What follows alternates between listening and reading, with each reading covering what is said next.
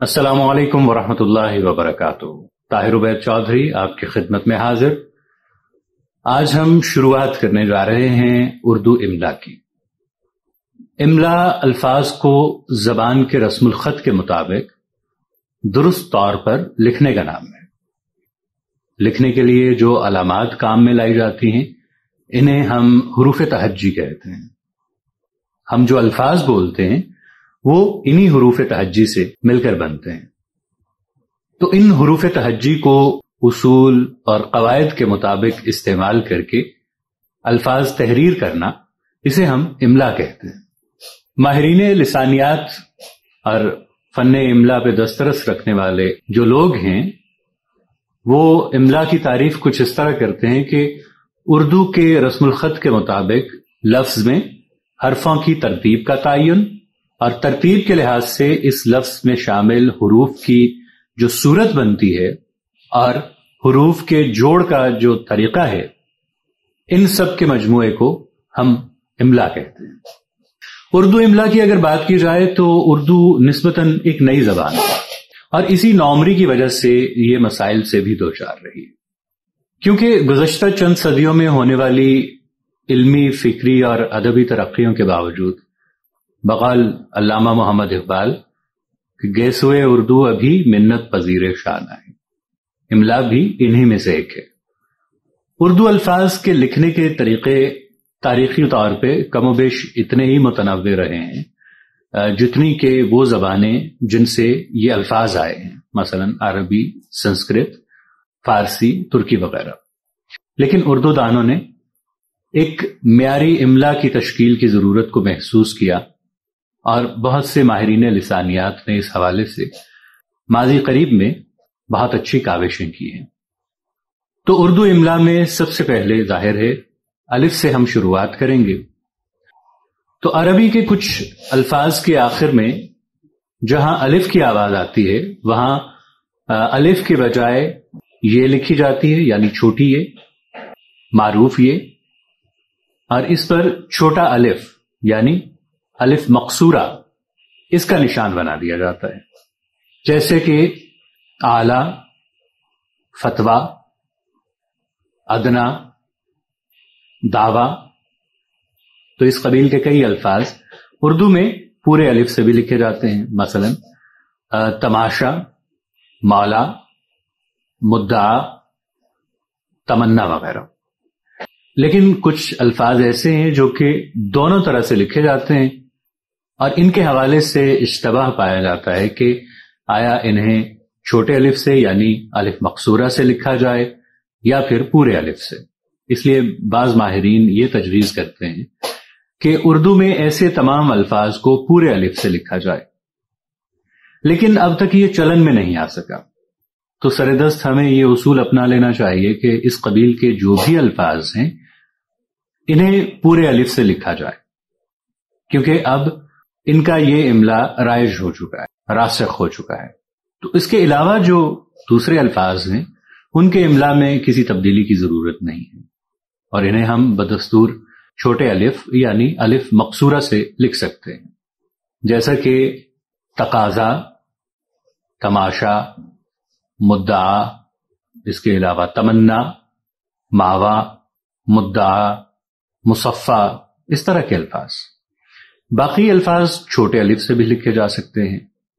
ان کی مثالیں یوں ہیں جیسے اعلی، ادنا، عیسیٰ، موسیٰ، یحییٰ، مجتبی، مصطفیٰ، مرتضیٰ۔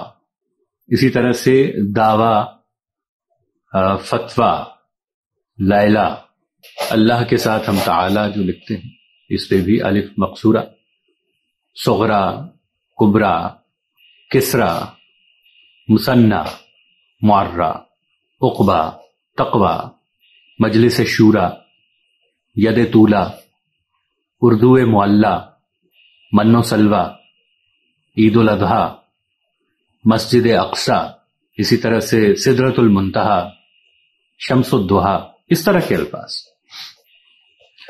اسی طرح سے اللہ، الہ اور الہی جیسے الفاظ، ان میں بھی املا کو تبدیل کرنے کی ضرورت نہیں ہے۔ اب اضافت کی صورت میں ایسے تمام الفاظ جو الف سے لکھے جاتے ہیں اور یہ ہیں بھی صحیح، جیسے لیلائے شب، دعوائے پارسائی وغیرہ۔ اب بات کرتے ہیں عربی مرکبات کی۔ تو یہ بات اصول کے طور پہ تسلیم کر لینی چاہیے کہ جو عربی کے مرکبات ہیں یا عربی کے جو جملے اور عبارتیں ہیں یا اجزائے ترکیبی ہیں، جب یہ اردو میں منقول ہوں تو انہیں عربی طریقے کے مطابق ہی لکھنا چاہیے، جیسے علی الصباح، علی العموم، علی الحساب، علی الخصوص، حتی الامکان، حتی الوسع، حتی المقدور، بالخصوص، اسی طرح سے علی ھذا القیاس۔ اب عربی کا ہم ذکر کر رہے ہیں تو عربی میں بعض ایسے الفاظ ہیں جن میں چھوٹا الف یعنی الف مقصورہ درمیانی حالت میں لکھا جاتا ہے، جیسے رحمان اور اسماعیل۔ ان میں سے کئی الفاظ ایسے ہیں جو کہ اردو میں پہلے سے ہی پورے الف سے لکھے جاتے ہیں، تو انہیں اردو میں پورے الف کے ساتھ لکھنا بھی درست ہے، جیسے رحمان، ابراہیم، سلیمان، مولانا، یاسین، اسحاق، لقمان، اسماعیل وغیرہ، اس طرح کے الفاظ۔ لیکن یہاں یہ خیال رہے کہ جب کوئی ایسا لفظ جو قرآن پاک کی سورتوں کے نام یا اللہ کے اسماء صفات کے طور پر استعمال ہوگا تو اس کا اصلی املا برقرار رہے گا، تو عربی کی تراکیب میں بھی اصلی املا برقرار رکھنا چاہیے۔ اب ایک لفظ ہے جس پر الف مقصورہ ہے، علیحدہ۔ علیحدہ یا علیحدہ، اسے ماہرین لسانیات کہتے ہیں کہ علیحدہ لکھنا چاہیے، اسی طرح سے علیحدگی۔ اسی طرح سے ایک لفظ ہے لہذا۔ لفظ لہذا کی بھی رائج صورت میں تبدیلی کی ضرورت نہیں ہے، کیونکہ یہ لفظ اسی املا کے ساتھ آج کل چلن میں آ چکا ہے، مستعمل ہے۔ اب جبکہ ہم عربی کی بات کر رہے ہیں تو عربی اور ترکی کے کچھ الفاظ ایسے ہیں جن کے آخر میں الف ہے، لیکن ان میں سے بعض لفظ ہے سے لکھے جاتے ہیں۔ اب اس بارے میں اصول تو یہ ہونا چاہیے کہ جو لفظ ہے سے رائج ہو چکے ہیں تو ان کا املا ہے سے مان لینا چاہیے، باقی الفاظ کو الف سے لکھیں۔ تو ایسے الفاظ ہیں جو کہ ترک زبان سے آئے ہیں یا پھر عربی سے آئے ہیں، ان میں شوربہ، چغا، سقا، عاشورہ، قورمہ، ناشتہ، الغذا وغیرہ، اس طرح کے الفاظ۔ اس طرح سے کچھ الفاظ ہیں جنہیں الف سے لکھنا چاہیے، جیسے معمہ، تماشا، تقاضا، مچلکا، بقایا، تمغہ۔ اس طرح کے جو الفاظ ہیں انہیں الف سے لکھنا چاہیے، کیونکہ ان میں سے بھی بعض ایسے الفاظ ہیں جن کے آخر میں ہم ہے استعمال کر رہے ہوتے ہیں۔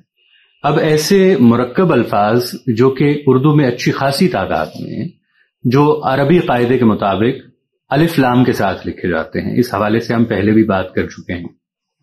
تو جو نئے ہمارے ساتھ آنے والے دوست احباب ہیں ان کے لیے میں بتاتا چلوں کہ ایسے مرکبات کی دو صورتیں ہوتی ہیں، ایک وہ جہاں الف لام حروف شمسی سے پہلے آتا ہے اور اگلا حرف مشدد بولا جاتا ہے، جیسے عبد الستار، اور دوسری صورت میں اب حروف شمسی اور حروف قمری کا فرق اردو سے ختم نہیں ہونا چاہیے۔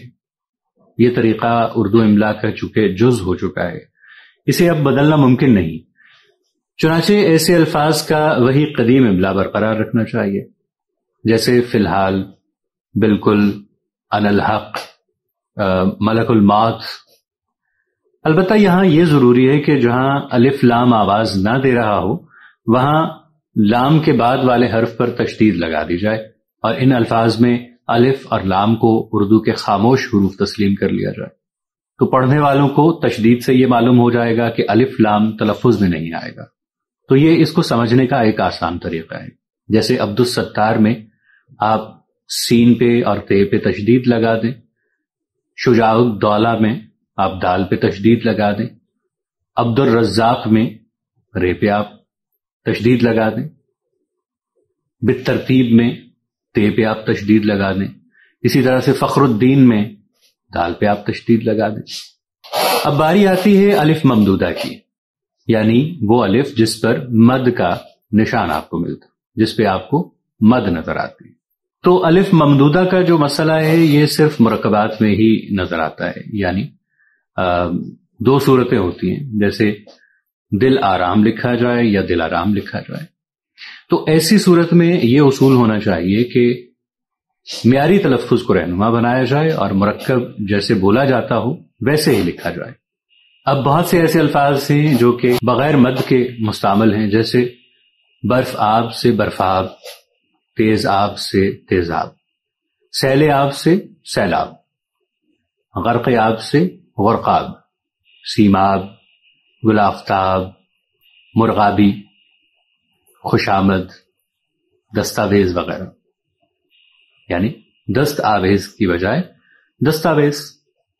اب مد کے ساتھ کچھ الفاظ ہیں، جیسے عالم آرا، جہاں آرا، دل آرا، دل آرام، دعابہ، ابر آلود، خمار آلود، قہر آلود، زہر آلود، اسی طرح سے زنگ آلود، رنگ آمیز، جہاں آرا، حسن آرا، عشق آباد، عدم آباد، اس طرح کے الفاظ۔